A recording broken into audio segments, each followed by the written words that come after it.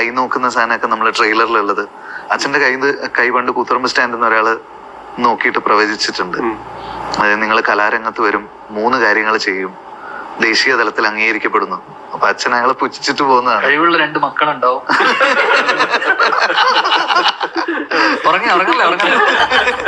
അതിലൊരുത്തരും ഒരു മണ്ടനായിരിക്കും. അതാണ് 3 കാര്യം. 3ാമത്തെ കാര്യം എന്താ പറയാത്തത്?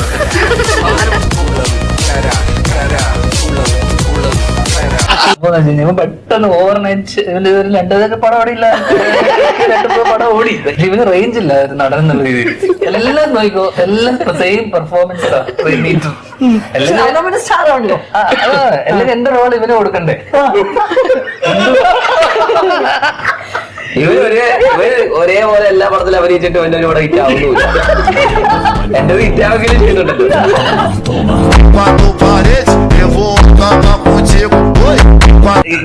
ജാനമഞ്ഞിന് മുന്നേയും ഇവന് ഇവിടെ തന്നെ ഉണ്ടായിരുന്നു.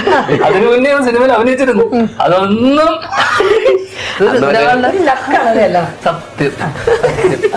ഇവരില്ല ലക്ക്.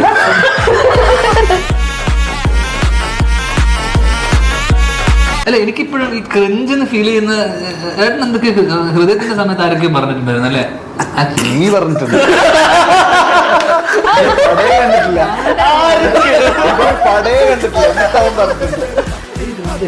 ഹൃദയത്തിന്റെ സമയത്ത് ആരൊക്കെയും പറഞ്ഞിട്ടുണ്ടായിരുന്നു അല്ലേ? നീ പറഞ്ഞിട്ടുണ്ട്. എങ്ങനെ താങ്കൾ നമ്മള് വന്നു കഴിഞ്ഞാൽ ഡയറക്ടർ നമ്മുടെ അടുത്ത് കൃത്യമായിട്ട് നമ്മൾ പറയുന്നത് എന്താണോ അത് നമ്മളങ്ങ് ചെയ്യാന്നുള്ളതാ. പിന്നെ നമ്മൾ ആക്ടേഴ്സ് ആയതുകൊണ്ട് നമുക്ക് അത്ര ചേച്ചിക്ക് ബുദ്ധിപരമായ ഉത്തരവാണ് വേണ്ടത്. ധ്യാന ഉത്തരം മതി.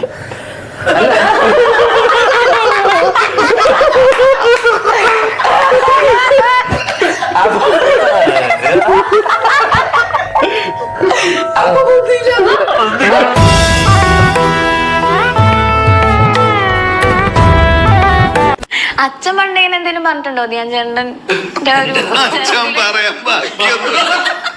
എന്റെ അച്ഛനെ അറിയില്ലെന്ന് തോന്നുന്നു. വീട്ടിലുണ്ട്, പോയി പരിചയപ്പെടാം. ഒരു ഇന്റർവ്യൂ കൊടുക്കാൻ പറ്റിയ സമയം. എല്ലാം തുറന്നു പറയും, എല്ലാവരെ പറ്റിയും പറയും. മലയാള സിനിമയിലെ അടുത്ത എല്ലാ പ്രഗത്ഭരെ പറ്റിയും പാതവരാതെ സംസാരിക്കും. Flash back. മോഹൻലാൽ എന്നെ കണ്ടപ്പോ കെട്ടിപ്പിടിച്ച് കവിളിൽ ചുംബിച്ചു. മോഹൻലാലിനെ കംപ്ലീറ്റ് ആക്ടർ എന്ന ആളുകൾ വിളിക്കുന്നത് വെറുതെ അല്ലെന്ന് മനസ്സിലായിരുന്നുണ്ട്. അതോടെ നിന്റെ ഫ്ലോർ എന്താവുന്നുള്ളത് ആഴ്ച കൂട്ടി കെട്ടുന്നു.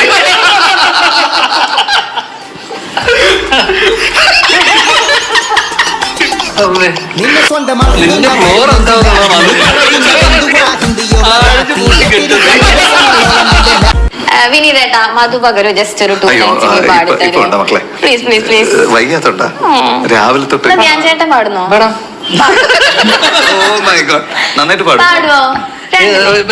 പാട്ട് വേറെ ഏതെങ്കിലും നല്ല പാട്ട് പോലെ പാടും.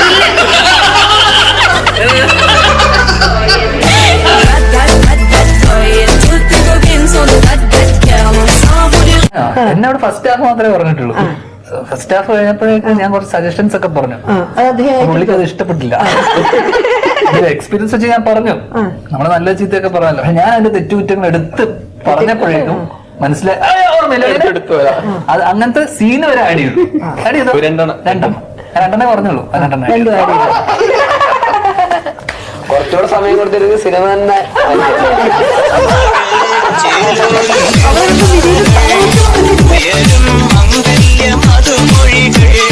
അവിടുത്തെ ഏറ്റവും അച്ചടക്കമുള്ള കുട്ടിയായിരുന്നു. എല്ലാരും ചൂണ്ടിക്കാണിക്കുന്ന ആളായിരുന്നു. 916 കുട്ടിയായിരുന്നു. ഉച്ചക്ക് മുമ്പാണ് മനുഷ്യട്ടൻ പോയത്. ഉച്ച കഴിഞ്ഞിട്ട് മനുഷ്യട്ടൻ തിരക്കാ. ഉച്ച കഴിഞ്ഞ് കഴിഞ്ഞാൽ പിന്നെ ഞാൻ തിയേറ്ററിലും കണ്ട അന്ന് വൈകിട്ട് പല സ്ഥലത്തും കണ്ടിട്ടുണ്ട്.